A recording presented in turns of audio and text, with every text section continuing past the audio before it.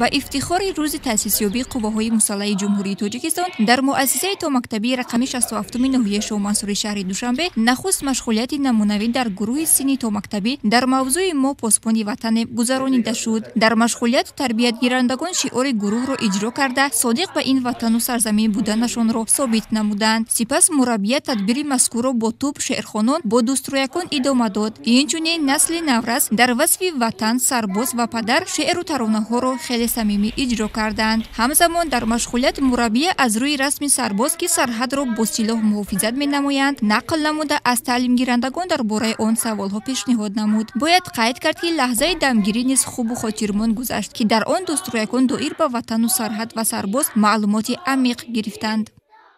مشغولیت امروزه من بخشیده به 29مین سالگرد ارتش ملی جمهوری تاجیکستان بود.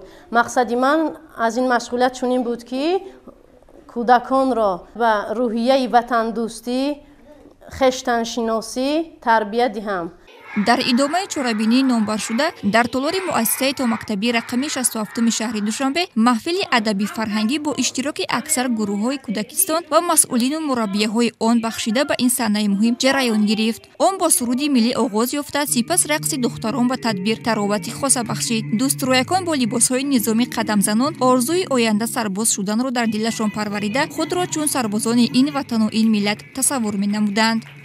در مؤسسه ما پیوسته چورابینی ها عاید جشن ها گذرانده می شود و وابسته به این چورابینی ها آزمون ها گذرانده می شود، مشغولیت های کشود وابسته به هر یک جشن گذرانده می شود و طول یک هفته می شود در مؤسسه ما وابسته به این چورابینی، وابسته به روز ارتش ملی مشغولیت های کشود و آزمون های رسم های بهترین گذرانده شد که همه کودکان گروه های آمادگی و کلان تا مکتب اشتراک کردند.